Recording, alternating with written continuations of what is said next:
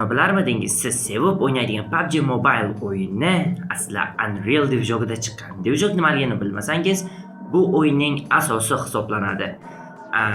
Unreal Division'ga birinchi 3D shooter o'yinlar avlodi boshlanishida o'zining katta hissasini qo'shgan.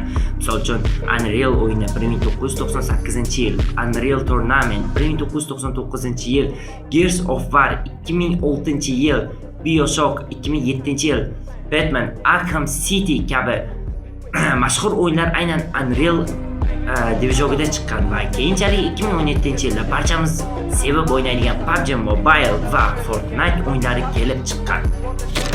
Siz aytishingiz mumkin, xo'sh, bu ma'lumotdan bizga nima foyda deb. Rostdan bizga nima foyda bo'lishi mumkin?